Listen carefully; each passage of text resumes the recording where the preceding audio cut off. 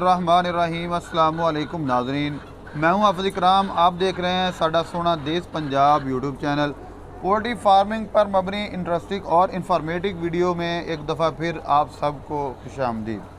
सामीन, आज की वीडियो हमारी लेयर फार्मिंग पर मबनी होगी। जैसा कि आप देख रहे हैं मेरे पीछे बर्ड मौजूद हैं और मैं लेयर फार्मिंग में इस वक्त मौजूद हूँ। और वीडियो शुरू करने से पहले मैं इल्तमास करता हूँ हमारे चैनल को सब्सक्राइब करें, बेल के आइकन को प्रेस करके अपने कीमती राय का इजहार कमेंट बॉक्स में ज़रूर दें। इस फार्मिंग के वाले से पूरी डिटेल से आपको आगाह करेंगे। तो इब्तिदा करते हैं आज के मेहमान के तारुफ के साथ। जी अस्सलाम वालेकुम। वालेकुम अस्सलाम भाई। प्यारे भाई का नाम क्या है? भाई साजिद मुनीर गिल। भाई साजिद मुनीर गिल साहब जी। आपकी क्वालिफिकेशन क्या है? भाई बैचलर बीए हूँ मैं। बीए। और सर आप इस फार्मिंग में कब से इस फार्मिंग की तरफ आए हैं? भाई मेरा तो ये फ़र्स्ट एक्सपीरियंस है इस फार्मिंग का। मैंने ये पिछले साल इसकी कंस्ट्रक्शन शुरू की थी और 23 अप्रैल को मैंने इसमें ना वो बर्ड डाला था, चूज़ा। और सर इस फार्मिंग को चूज़ करने की वजह क्या है? आपने और बहुत सी गोल्डन मिसरी फार्मिंग और डेयरी फार्मिंग के बहुत सी चीज़ों को छोड़कर आपने लेयर फार्मिंग को क्यों आपने अपनाया? भाई बस अपने अपने शौक़ की बात होती है। मेरा जो था सारा फोकस, सारी दिलचस्पी वो इसी काम में थी। मुझे ये काम अच्छा लगता था, इस वजह से मैंने इसे चूज़ किया। मुझे शौक़ भी था और माशाल्लाह ये मेरे लिए लकी भी साबित हुआ है और ये मेरा फार्म बड़ा अच्छा चल रहा है। और सर तीसरे नंबर पे मेरा जो अहम सवाल है कि आपने इस फार्म की इब्तिदा कितने बर्ड्स से की थी और अब इसमें कितने बर्ड्स हैं? भाई इस फॉर्म में मैंने जो चूज़ा डाला था ना, उसकी वो जो तादाद है वो थी 11,000।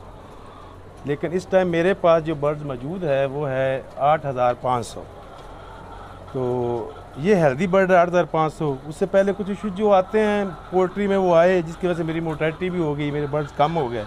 लेकिन एक्यूरेट मेरे पास जो हेल्दी बर्ड है ना वो इस टाइम 8,500। सर हम इस फिगर से देख रहे हैं कि बाकी कई फार्म्स में मोर्टेलिटी की ऐसी सूरतें, इतनी ज़्यादा तो मोर्टेलिटी नहीं होती, आपकी मोर्टेलिटी की एवरेज कुछ ज़्यादा है। इसकी कोई ख़ास वजह आप बयान कर सकते हैं? भाई देखिए, ये जो बर्ड है ये तो जान वाली चीज़ है, तो ये तो अल्लाह की मर्ज़ी होती है। किसी टाइम पे कोई भी आफत इस पे आ सकती है, कोई बीमारी आ सकती है, कोई वजह बन सकती है। हमारे साथ इशू ये हुआ कि हम बिल्कुल नए थे, कुछ चीज़ों का हमें पता नहीं था, जिस वजह से हमसे कुछ गलतियां भी हुई। जो नुकसान हमने उठाया वो बर्ड्स हमारा कम हुआ बस। और इसके अलावा कोई ख़ास रीज़न नहीं है मेरे ख्याल, मुझे समझ में आया।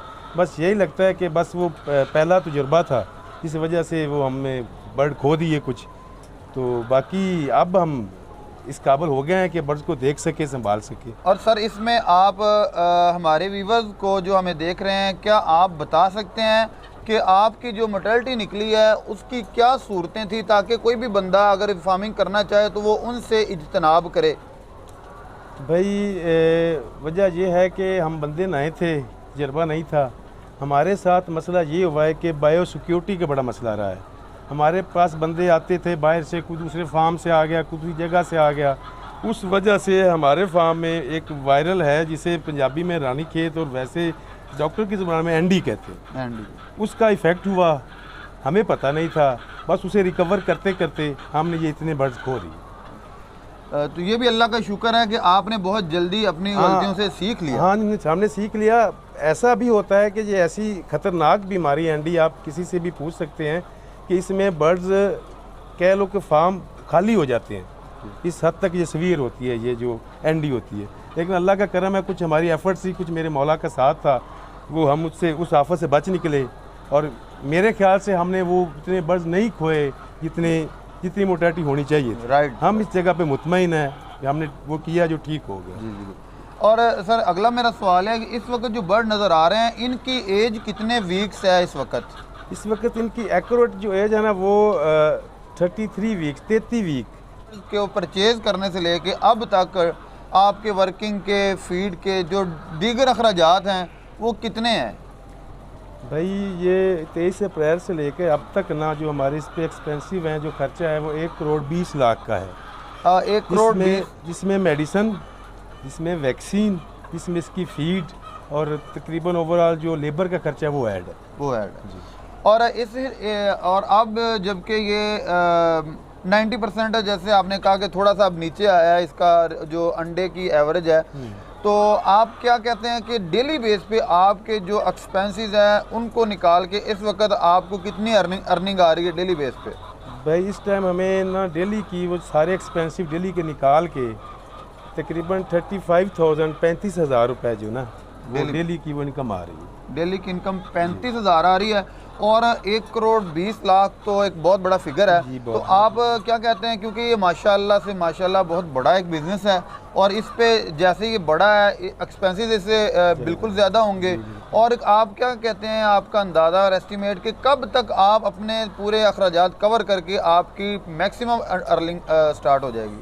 भाई ये जो बर्ड है ना, इसकी जो प्रोडक्शन की वो जो स्टेज है वो 2 साल की लिमिट होती है अच्छी प्रोडक्शन देने की। 1 साल में ये मुझे उम्मीद है कि हमारे जितने भी एक्सपेंसिव हैं इस बर्ड के हैं, इस पूरी बिल्डिंग के हैं, वो ये क्लियर कर जाएगा। नेक्स्ट ईयर जो है इसका इस बर्ड का वो हमें सारा प्रॉफिट होगा जी। ये इन गिल साहब ने हमें बड़ी अच्छे तरीके से ये बात वादे कर दी है कि कब तक हमारे अखराजात जो हैं वो कंप्लीट होंगे और फिर उसके बाद डेली बेस पे जैसे कि अर्निंग आना इनकी स्टार्ट हो चुकी है। और सर आपने ये जो इसमें स्ट्रक्चर किया हुआ है इन बर्ड्स के लिए, पानी की और वायर हैं इधर पानी की मुझे नज़र आ रही हैं और मेरा कैमरामैन ये दिखा रहा है, और फीड के लिए और नीचे छत हर लिहाज से गर्मी और सर्दी को कवर करने का इंतज़ाम है, और इसको गालबन सेमी कंट्रोल है शेड ये।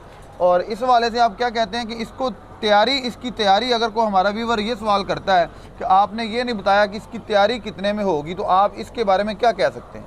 मतलब इस पूरे स्ट्रक्चर की तैयारी जी, स्ट्रक्चर की बच्चे बिल्डिंग की तैयारी। हाँ जी। इस पूरे स्ट्रक्चर की तैयारी भाई जो सेटअप मेरे फार्म में लगा हुआ है, ये नेस्ट लगे हुए हैं, ये वाटर लाइनें लगी हुई हैं, ये कंक्रीट की छत, ये सारा कुछ कुल मिला के ना ये आपका 250 मल्टीपल 45 मतलब 250 ज़रबे 45 का जो शेड है ना, मेरा जिस पे खर्चा है वो है 1 करोड़ तकरीबन 50 लाख। जैसे आपने बताया कि हमने इनको वैक्सीन इब्तदाई तौर पे की, तो इसमें वैक्सीन की डिटेल क्या होती है ये भी थोड़ा सा बता दें। भाई इसकी वैक्सीन तो कह ले बर्ड आते ही शुरू हो जाती है तीसरे दिन से, ठीक है ना। तो ये तकरीबन 16 वीक तक इसकी वैक्सीन होती है और उसमें ये कह लें कि 17 से 18 वैक्सीनें होती हैं। जो उसको ना जो बर्ड लेते हैं साथ में वो टेबल आता है, उसके हिसाब से वो आपने वैक्सीन करनी होती है। अगर वो आप शॉर्ट करेंगे तो फिर वो आपका बर्ड जो है ना वो अच्छी प्रोडक्शन उसकी सेहत में वो मसला आएगा। और दूसरी अहम बात है कि आप इस फार्म के टेम्परेचर को कैसे मेंटेन करते हैं?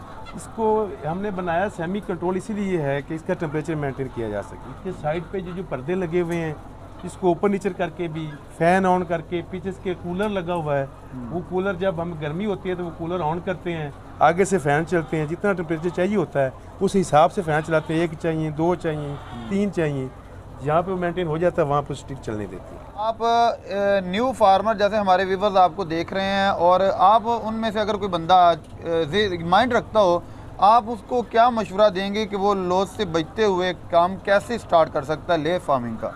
भाई इसके लिए बुनियादी चीज़ें जो बहुत ज़रूरी हैं वो ये हैं कि आपका जो स्ट्रक्चर बना हुआ है बिल्डिंग का वो इस बर्ड के हिसाब से हो। ये बर्ड काफ़ी नाजुक होते हैं, बायोमेट्रिक के इश्यूज़ आते हैं, लोगों के आने जाने के मसाइल पैदा होते हैं।